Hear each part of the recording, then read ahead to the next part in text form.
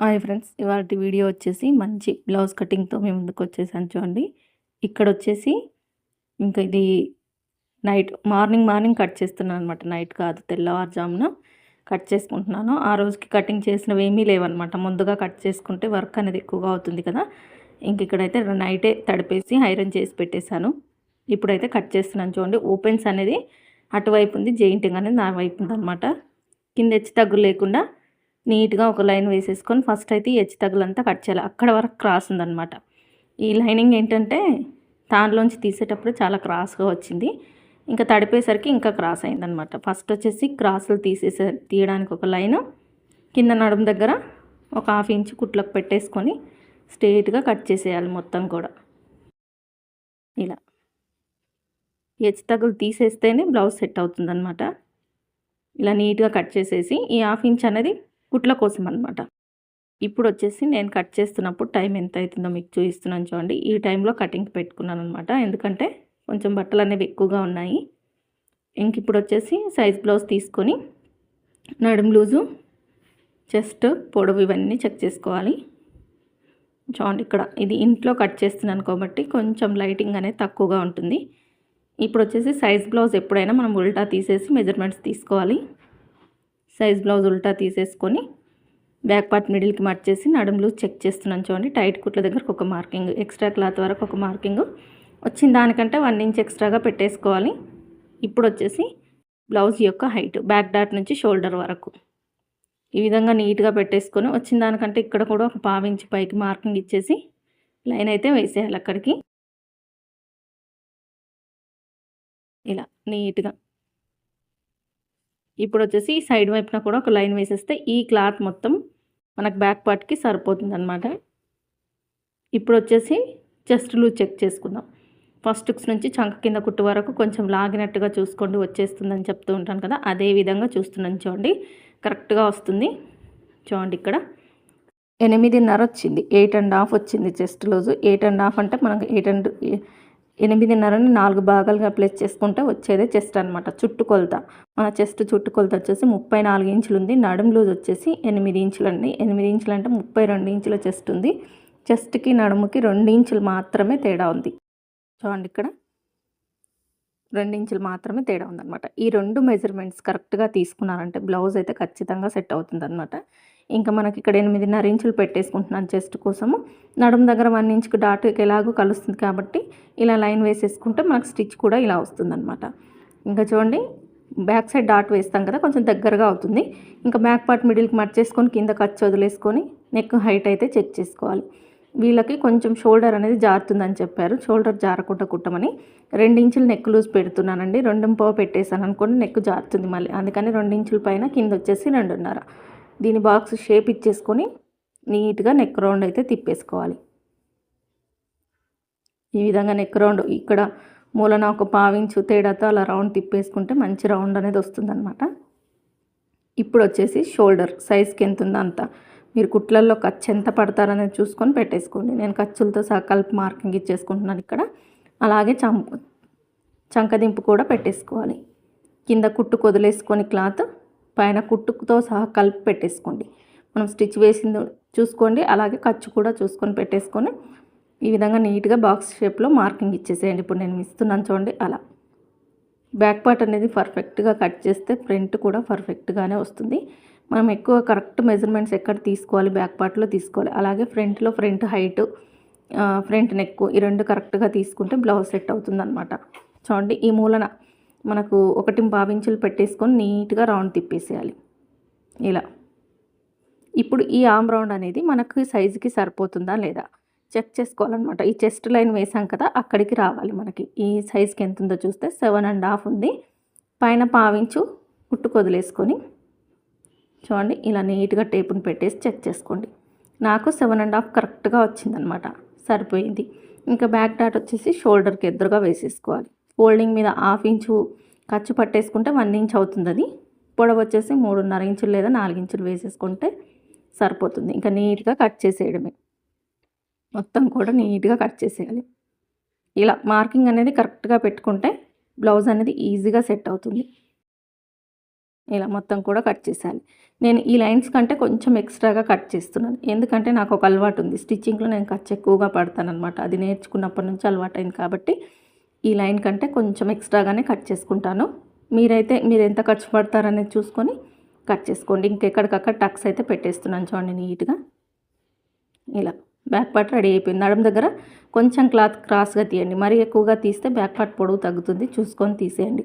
ఇప్పుడు ఒక side back part తీసాం కదా, ఇంకొక సైడ్ వచ్చేసి హ్యాండ్స్ తీయాలి. ఇలా క్లాత్‌ని 4 ఫోల్డింగ్స్‌గా వేసేసుకోండి. జెయింటింగ్ అనేది మీ సైడ్ ఉండాలి. ఏం కట్ చేసినా కూడా. ఇప్పుడు హ్యాండ్స్‌కి కూడా జెయింటింగ్ అనేది నా సైడ్ ఉంది. ఓపెన్స్ అనేది అటు సైడ్ ఉంది. ఫస్ట్ కింద క్రాస్‌లన్నీ తీసేయడానికి ఒక లైన్ వేసేస్తున్నాను చూడండి ఇక్కడ. ఈ క్రాస్‌లన్నీ తీసేయాలి. తర్వాత వచ్చేసి ఇది హెమ్మింగ్‌కి పెట్టుకుంటే 1.25 ఇంచులు. లేదు ఫోల్డింగ్ అనుకుంటే 1/2 ఇంచ్ పెట్టేసుకుంటే సరిపోతుంది. ఇక్కడ నేను 1/2 ఇంచ్ పెట్టేస్తున్నాను ఫోల్డింగ్ కాబట్టి. ఇప్పుడు సైజ్ బ్లౌజ్ యొక్క హ్యాండ్ తీసేసుకొని ఉల్టా తీసేసి నీట్‌గా సెట్ చేసేయండి. హైట్ ఎక్కడికుందో అక్కడికి, టైట్ కుట్లు ఎక్కడికున్నాయో అక్కడికి మార్కింగ్ ఇచ్చేసేయండి. ఇలా ఖర్చులతో సహా కలిపి పెట్టేసుకోండి. అలాగే చంక డౌన్ కూడా పెట్టేసుకోండి. ఈ విధంగా. ఇప్పుడు వచ్చేసి ఈ చంక డౌన్ ఎంత ఉందనేది మనం ఒకసారి చెక్ చేసుకోవాలి. ఇంకా హైట్ దగ్గరకు ఒక లైన్ వేసేసి ఇక్కడ చంక డౌన్ ఉంది కదా, అక్కడికి కూడా ఒక లైన్ వేసేసుకొని ఈ డౌన్ ఎంత ఉందనేది చూసుకుంటే మనకి 7.5 ఉంది కదా ఆర్మ్ రౌండ్, 3 ఇంచులు ఉంటే సరిపోతుంది. ఇది 3 ఇంచులు ఉందా లేదా ఈ చంక డౌన్ అనేది చెక్ చేసుకుంటే కరెక్ట్గా 3 ఇంచులు ఉంది, సరిపోతుంది. ఇంకా చూడండి 7.5 ఇంచుల చంక డౌన్ అనమాట. అంటే టైట్ కుట్టు ఇలా వస్తుంది మనకు సైడ్ కుట్టు అనేది. ఎక్స్ట్రా కొంచెం క్లాత్ అతుకు పడుతుంది. ఇంకా షోల్డర్ దగ్గర 1.5 ఇంచ్ వదిలేసుకొని నీట్‌గా హ్యాండ్ కర్వ్ షేప్ ఇచ్చేసేయండి. కొత్తగా నేర్చుకున్న వాళ్ళకి కర్వ్ తిప్పడం రాదు. ఇప్పుడు చాలా కర్వ్ స్కేల్స్ ఉన్నాయి. వాటిని యూజ్ చేసుకోవచ్చు. ఇంకా నీట్‌గా కట్ చేసేయడమే. మొత్తం కూడా నీట్‌గా కట్ చేసేయాలి. ఇప్పుడు వచ్చేసి ఇది ఓపెన్ చేసేసుకోవాలి. ఫస్ట్ అయితే మనకు చంక టైట్ కుట్టు దగ్గర ఒక టక్స్, షోల్డర్ దగ్గర ఒక టక్స్, హ్యాండ్‌కి కంపల్సరీ ఇచ్చి పెట్టుకోవాలన్నమాట. ఎందుకంటే ఫ్రంట్ పార్ట్‌కు లోతు తీస్తాం కదా, ఆ లోతు పార్ట్ అనేది ఈ చంక టైట్ కుట్టు దాటి వెళ్ళకూడదు. అలా వెళ్ళిందా బ్లౌజ్ పట్టేసినట్టు అవుతుందన్నమాట. చంకలో పట్టేస్తుంది. ఇప్పుడు ఇక్కడికుంది షోల్డర్ దగ్గర ఒక 1 ఇంచ్ వదిలేసుకొని ఈ చంక టైట్ కుట్టు దగ్గరికి స్టార్టింగ్లో సన్నగా, మిడిల్లో వచ్చేసి 3/4 ఇంచ్ లోతు ఉండేటట్టు నీట్‌గా ఇలా ఫ్రంట్ పార్ట్ కర్వ్ అయితే తీసేయాలి. ఇక్కడ టక్స్ ఇచ్చేసుకుంటే ఇది స్టిచ్చింగ్‌లో ఫ్రంట్ పార్ట్‌కి వేయాలి అని మనకు గుర్తుంటుందన్నమాట. చూడండి ఇలా రావాలన్నమాట. ఇంకా ఈ బ్యాక్ పార్ట్ అయిపోయింది, హ్యాండ్స్ అయిపోయాయి. నెక్స్ట్ వచ్చేసి ఫ్రంట్ పార్ట్ కట్ చేసుకోవాలి. ఫ్రంట్ పార్ట్ కోసం నీట్‌గా ఉన్న క్లాత్‌లోనే క్రాస్ కటింగ్ తీయాలన్నమాట. 1 మీటర్ తీసుకున్నా కొంచెం లావుగా ఉన్న వాళ్ళకి సరిపోదు. దీనికైతే సరిపోతుంది ఈ సైజుకైతే. ఇప్పుడు కూడా ఓపెన్స్ అటువైపు ఉంది, జెయింటింగ్ నా వైపు ఉంది చూడండి. బ్యాక్ పార్ట్ కట్ చేస్తాం కదా, హ్యాండ్స్ కట్ చేస్తాం కదా, దాని తర్వాత మిగిలిన క్లాత్లో ఇలా ఓపెన్స్ వైపు చంక భాగం వెళ్ళేటట్టు వేసుకోవాలి. చంక దగ్గర చిన్న ముక్కలు జెయింట్ పడ్డా పర్వాలేదు, కానీ నెక్ సైడ్ ఇక్కడ చూసుకోవాలి. బ్యాక్ పార్ట్ తీస్తాం కదా, అక్కడ సరిపోతుందా లేదా, ఖర్చుతో సహా కలిపి ఉండాలన్నమాట. నీట్‌గా సెట్ చేసుకొని బ్యాక్ పార్ట్ ఎలా ఉందో అలా మొత్తం మార్కింగ్ వేసేయాలి. చూడండి ఇక్కడ ఫస్ట్ అయితే ఎక్కడికైతే కరెక్ట్గా ఉందో బ్యాక్ పార్టు అక్కడికి ఒక లైన్ వేయాలి.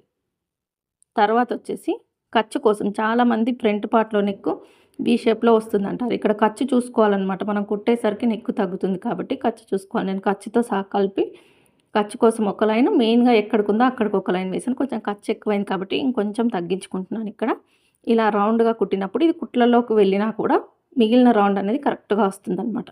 ఇప్పుడు ఈ బ్యాక్ పార్ట్ ఎలా ఉందో అలా చుట్టూరా నీట్‌గా మార్కింగ్ వేసేసుకుంటూ రావాలి మొత్తం కూడా.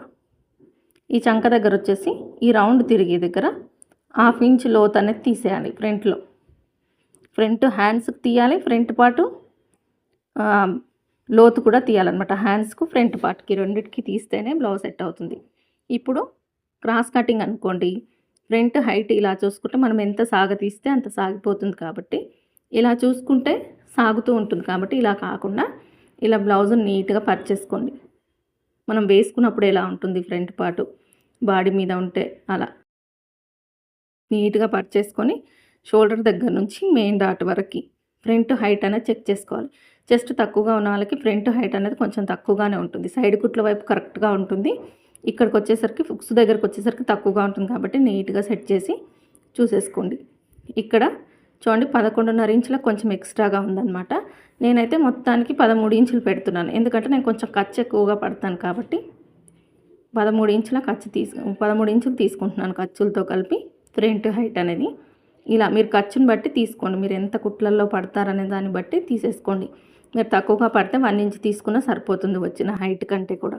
ఇప్పుడు ఒక సైడ్ ఉన్న నెక్ ఈ విధంగా తీసేసుకొని షోల్డర్ దగ్గర 1/2 ఇంచ్ కుట్ల కోసం వదిలేసుకొని నీట్‌గా పెట్టేసి సెట్ చేసుకొని మార్కింగ్ ఇచ్చేసేయడమే. ఇక్కడ కొన్నిసార్లు ఏమవుతుందంటే ఫ్రంట్ నెక్ డీప్‌గా ఉంటుంది చూసుకోండి. చూసుకొని మార్కింగ్ ఇవ్వండి. ఇక్కడికి వచ్చింది హైట్ చూడండి. ఇది రౌండ్ తిప్పుతున్నాను అనమాట. కానీ నేను కుట్టేసరికి ఖర్చు ఎక్కువగా పట్టేసాను అనుకోండి ఇంకా డీప్ అయిపోతుంది కాబట్టి కొంచెంగా తగ్గించుకుంటున్నాను. ఇలా ఈ రౌండ్ దగ్గర కొంచెంగా తగ్గించాను. నేను కుట్టేసరికి ఆ రౌండ్ వచ్చేస్తుంది అనమాట నాకు ఇంకా.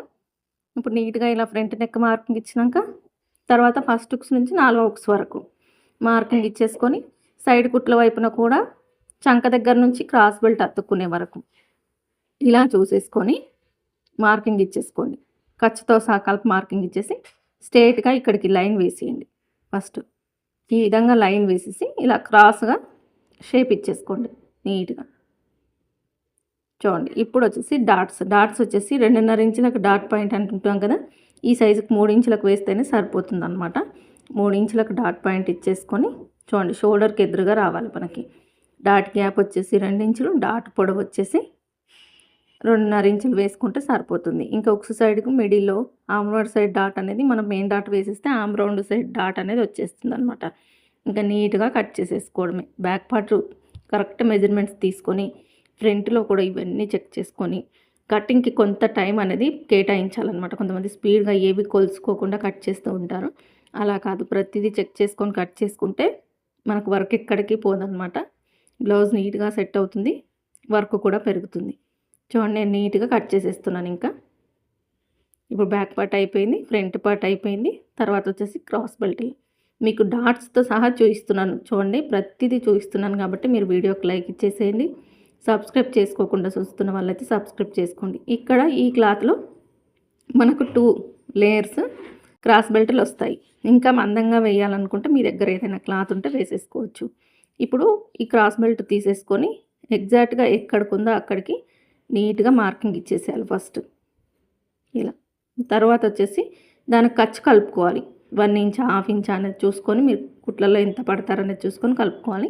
నేనైతే దగ్గర 1 ఇంచ్ కలుపుతాను. ఎందుకంటే నేను కుట్లలో ఎక్కువగా పడుతూ ఉంటాను కాబట్టి ఇంకా నీట్‌గా కట్ చేసేస్తున్నాను. చూడండి స్పీడ్గా వాయిస్ ఇవ్వడం వల్ల కొంచెం తడబడినట్టుగా రావచ్చు.